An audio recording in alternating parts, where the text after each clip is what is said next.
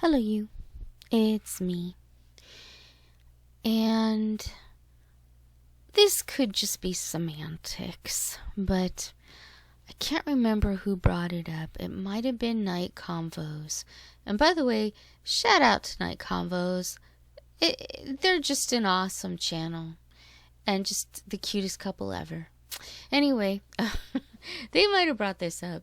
I'm not sure, but I'm tired, I'm foggy, not everything is perfect, but someone brought this up, potentially Night Convos, that CPS is not called CPS, or Child Protective Services in Louisiana. It's called the Department of Child and Family Services, or DCFS. And there are a lot of states that call it DCFS. But the thing that bothered me is that when Ken was talking about it, he referred to them as CPS, which isn't what they're called. And so I wondered, first of all, it just shows how much they lie. But it also shows, that there seems to be more scams and lies going on there. And they probably are moving to get away from DCFS, not CPS. And yes, of course, they do the same thing, but they are called something completely different. And it's too bad he didn't show the paperwork, because if the paperwork had said CPS, then it would have probably been false paperwork. But what are we going to do about it? So the guess is that Gypsy and Ken and Aurora the baby are moving probably to Texas. My guess is that they're probably going to move in with Raina because they're broke. They burned through what money they did have, and neither of them wants to work. So I wouldn't be surprised if Raina was the one who not only takes care of Aurora 99% of the time, but it also takes them out of Louisiana, so that if DCFS is after them, there's not much they can do. Although I'm sure they could call ahead to Texas to, have them be on the lookout for them. But I don't know from state to state if they can really do a lot, unless Gypsy and Ken do something alarming and scary again in front of Aurora or to Aurora the baby, like not buckling her in properly, like going 20 miles over the speed limit, putting her in danger, that sort of thing. But honestly, when I was thinking about this and thinking about making this video, I couldn't help but stop to think, aside from Aurora the baby, who the fuck cares? Who the fuck cares? This whole thing about the Gypsy's new thing of doing art because it puts her in a nice peaceful place, and bullshit. Come on. I don't know if any of you are familiar with Hillbilly Belinda, or Belinda the Hillbilly. Anyway, she has a funny channel. She covers more like girl world stuff, but she's got a little clip of somebody saying bullshit, and that fits here. That really does. And the funny thing is that you can spot it from a mile away. You can see Gypsy is full of shit. Oh, it brings her peace. It's so great that she can, spend $5 on a bunch of supplies, use her blow dryer for like 3 minutes, and then sell her quote-unquote artwork for $120, $150. Is she out of her fucking mind? Who cares? And I don't read People magazine. I have no respect for People magazine at this point. Why the fuck? This was by Night Convos, by the way. They did put this up on their video. That People magazine did an article about Gypsy's new work, her new company, whatever the fuck you want to call it, her artwork, and how important it is, and how it brings her peace of mind. Like, she deserves peace of mind. Come on. She murdered somebody, and not just somebody off the street. She murdered the one person who loved her and took care of her, devoted her entire life to her, and she decided to murder her mom. Who does that? God, if I had half that kind of mother, I would cherish the fuck out of her, because my mom sucked. No Munchausen by proxy with my mother. I was just her competition. So everything that I did that she deemed was good, she'd take away from me so that I couldn't do it anymore. And I was a fairly sick kid, not with a microdeletion, not with anything that would probably have killed me. But when I got sick, I just stayed sick. Maybe I get some Formula 44D down my throat, which is a cough syrup, or was. But I remember coughing for months. And they're, oh, you're fine, you'll get over it. I remember when I sprained my arm, I was on the, what do you call it, the bars, the jungle gym thing. Anyway, I was swinging on the bars and I fell and I sprained my arm. Did I go to the doctor? No. I didn't go to the doctor. My mom just wrapped an ace bandage around it and said, okay, there you go.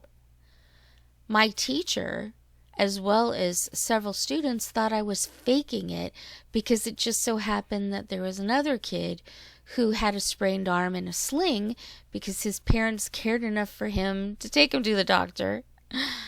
I, on the other hand, do not get that.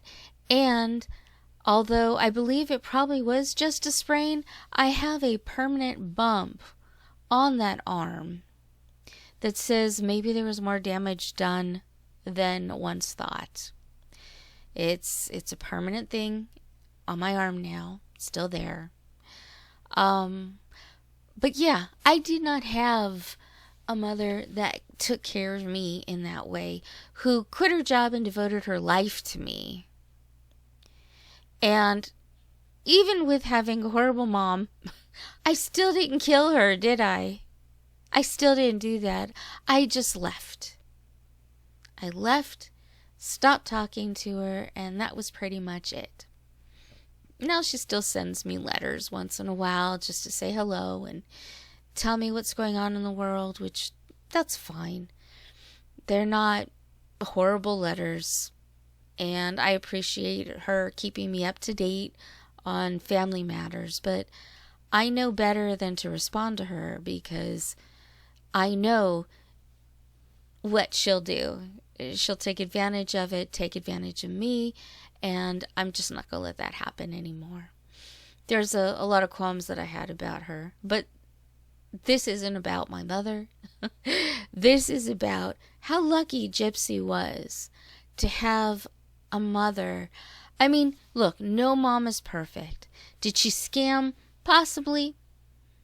Although she didn't know what was wrong with her daughter until her daughter was like 21 years old. So her whole childhood, she fret, she worried. And I don't think it's a scam for her to want to do things for her child through Make-A-Wish because she didn't know what was wrong. Gypsy was an unhealthy child, and she seems to conveniently forget that. Because if it were true that she was sick, then maybe her mother didn't abuse her. Although honestly, she should have used that to her advantage with all the bullshit and made up lies that she said. Why didn't she make it worse by saying, I was a poor sickly child and my mother abused me? I mean, she'd get a lot more sympathy that way. But oh no. No, in order for her narrative to work, it was that she wasn't a sick child, but her mother made her sick, which is just untrue and, once again, bullshit. But anyway, People Magazine did an article about Gypsy. Why the fuck? Because who cares? I don't know. Do people even read People Magazine online? I don't know. I've never done it. But it is just full of bullshit about, again, how it puts her at peace and she's trying so hard to move on from the unfortunate events that happened 10 years ago. It's like those events were not events. They were crimes. They were a crime that you, Gypsy Rose Blanchard, committed against your mother. You killed her.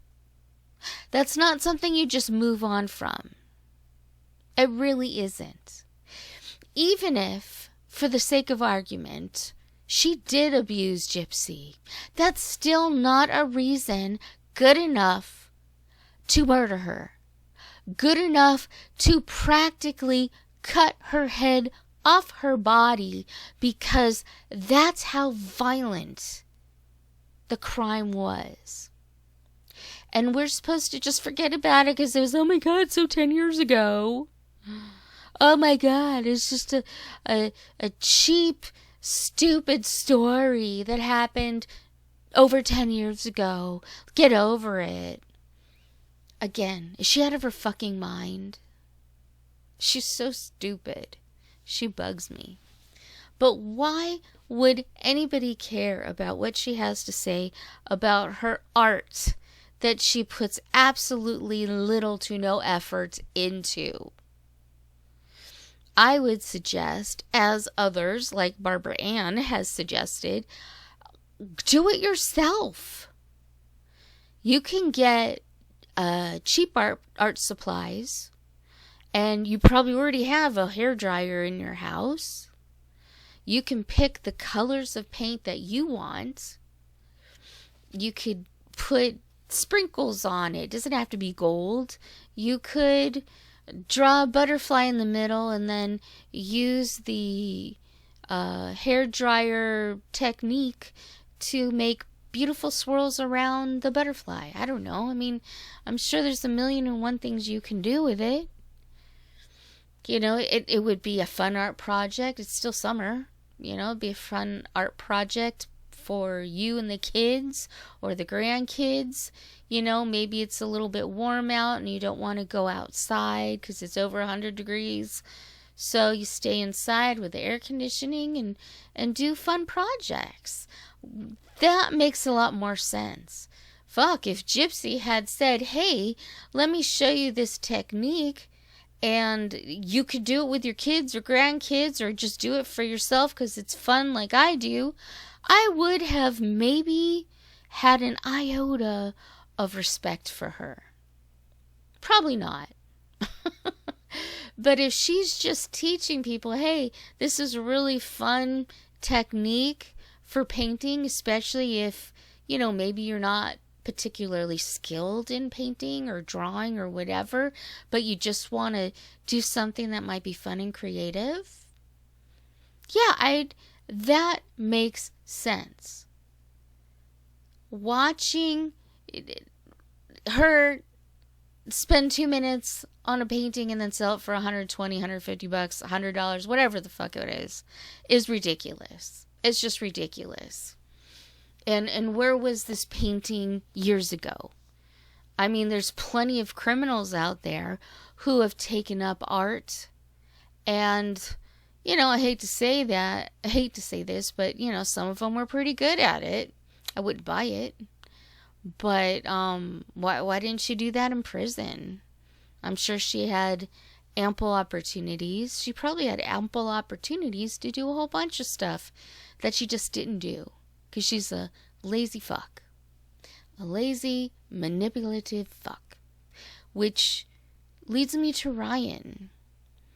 And I'm sure you've heard, from the recent FOIAs, the transcripts from the emails. Even Ryan's mother was sick of his shit and knew that he was a fat, lazy, fucking, manipulative slob. And yeah, I'm just gonna say it. And look, I don't fat shame. I'm not skinny. I'm kind of mid. But Ryan is just a lazy fuck. That's why he got fired. He got fired because he's stupid and he's lazy. I can't believe Gypsy had to inspire him just to get accreditation. But he's not into teaching. I fell for the bullshit, he just loves teaching so much. No, he doesn't. He doesn't love doing anything. He just wants to sit on his ass and do nothing. And right now, he's got that opportunity. But at least now, I see why he and Gypsy were at least good friends. I could see the closeness that they would have created by both being manipulative, lazy fucks. They're both like that. Now, Ken, I think the only difference between Ryan and Ken is that Gypsy was attracted to Ken and was not attracted to Ryan. But guarantee, if Ken leaves her ass, which is a big possibility, I agree. Case was saying this in his live, I think it was today, that Gypsy would go right back to Ryan and Ryan would take her with open arms. I believe that wholeheartedly too. Because they're both pieces of shit. So is Ken. Ken is a little different piece of shit. I can't even believe that... I can't believe that Ken and Ryan believe anything that Gypsy says.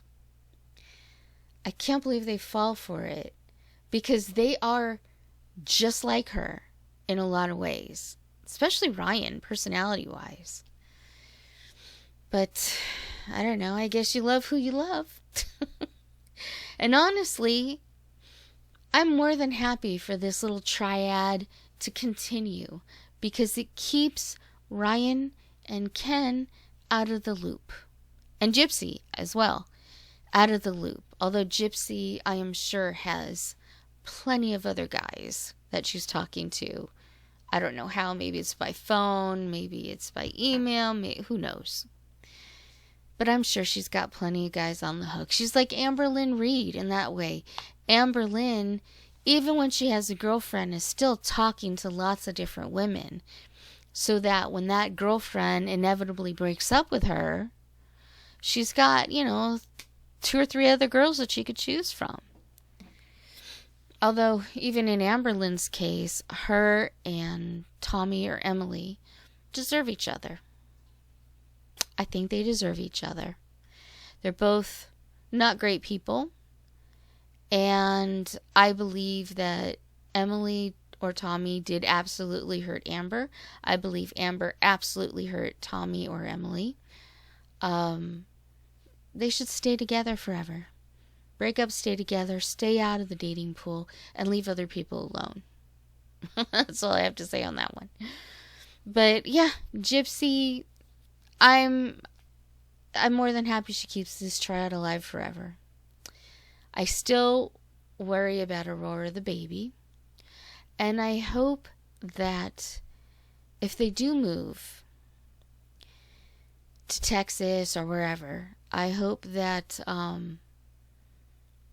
CPS or what is it? I can't see without my glasses. DCFS or whatever the department is called wherever they go. I hope they stay on their ass. I have a feeling this is my prediction. And do I think this will happen? I don't know, but this is my prediction. My prediction is that they will do something heinous enough that the baby will be taken away from them. And with no more baby, well, Ken's not going to stick around. So Ken will go off and do his own thing, and then Gypsy will go to Ryan. That's my guess. Now, is it possible that the baby might go to Raina, Ken's mother? That's a possibility. I don't think that Rod and Christy really want to be around. I don't think. They didn't want to be around when Gypsy was a sick kid. I don't think they want to be around her now. And I don't necessarily think they want to be around Aurora either. Aurora the baby. So I think they would just wash their hands of it. And yeah, that's my prediction. The only thing I really give a fuck about is Aurora the baby. I want her to grow up in the safest possible hands, caring, loving hands with persons and peoples that actually care about her, love her, and want the best for her. That is not Ken and Gypsy. No matter what the fuck they say. I'm sick of everything they say. It's just lies and deceit. You can't... Everything that they say has a little sprinkle of truth and a whole lot of lies. And I'm tired as fuck trying to figure out which is what. Some of the lies are pretty obvious. Not all of them. But they're just trying so hard to hide so much and yet do it out in the open. But that's the narcissism.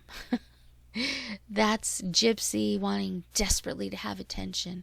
And I think she feels it slipping away. Because again, who really cares? Who gives a fuck?